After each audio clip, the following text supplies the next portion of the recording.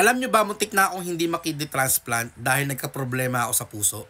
At kung ano yon, sasabihin ko po sa video na to. By the way, ako nga pala si John, 14 years kidney transplant. Ngayong araw, i-discuss ko sa inyo kung gaano ka-importante yung cardio clearance ng isang doktor. Alam nyo, sa pagpapakidney transplant, pinaka-importante po talaga is yung cardio clearance. Though yung ibang clearance ng doktor, importante naman. Like sa mga dentist, importante rin po yan. Pero number one factor po talaga na pinaka-importante yung cardio clearance na galing sa doktor. I-share ko po sa inyo na dapat makikidney transplant ako ng May 2011. Kaso nagkaroon ng problema sa puso ko. Dahil yun sa pagdadialysis ko, and siguro may history na rin ako sa heart. Kaya na-extend yung dialysis ko from May, tumuloy-tuloy pa hanggang July. July po kasi ako na-kidney transplant. Ngayon, dahil po yun sa paglaki ng puso ko, kaya kailangan kong pumunta, kailangan kong magpa-check up sa isang cardiologist. And sa NKTI po ginawa yon. Then marami pong test ang ginawa sa akin. Unang-una po sa lahat, pina-x-ray po ako. Tinignan po yung heart ko.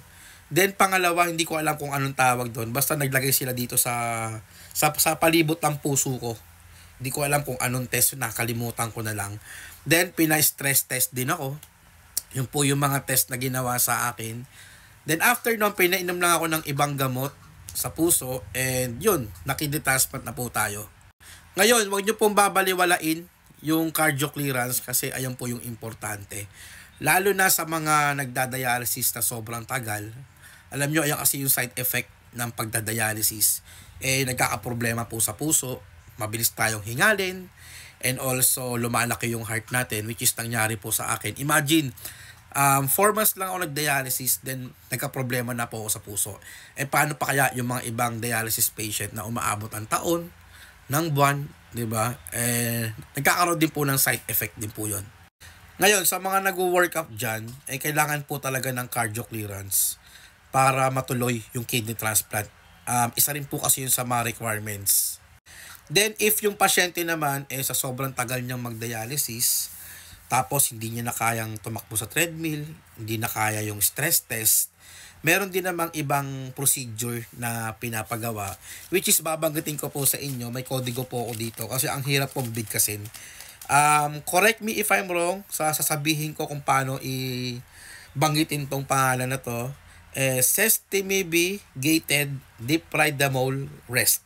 Ayun po yung test na pinapagawa, which is ayan po yung yan po yung test na ginagawa if yung pasyente hindi na po kayang tumakbo sa treadmill, hindi na po kaya yung yung stress test, and also pag mababa na po si hemoglobin hinihigal na po, which is hindi na po kayang yung stress test na sinasabi.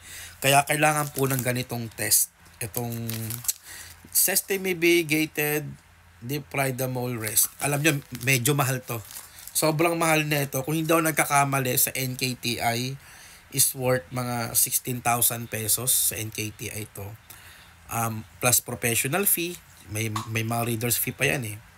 Ngayon, tuturuan ko kayo kung paano nyo mababayaran yung 16,500 pesos. Pwede kayong gumamit ng guarantee letter. Ngayon, sa professional fee, normally cash yan. Gamitan nyo ng PWD or senior nyo. Then, mas maganda kung sa NKTI na kayo magpapagawa. Kung doon naman din kayong hospital. Mahirap kasi pag sa heart center pa, which is alam ko mas mura doon. Tapos ita-transfer pa dito, baka kasi hindi siya mas prefer ng doktor sa NKTI para may access din sila, di ba? Ayun na po, ayun yung mga test. Ngayon, bago matapos tong video na to, alam nyo, hindi talaga maiiwasan na magkaroon ng maraming side effect once na nagdadialysis ka.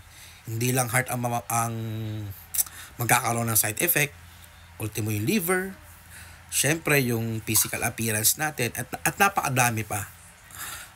Kaya sa mga nag-work up dyan, hanggat maaari kung kaya yung pabilisin yung proseso, bilisan nyo na lang po. Dahil habang tumatagal, nagkakaroon pa ng mga ibang problema na hindi nating inaasahan.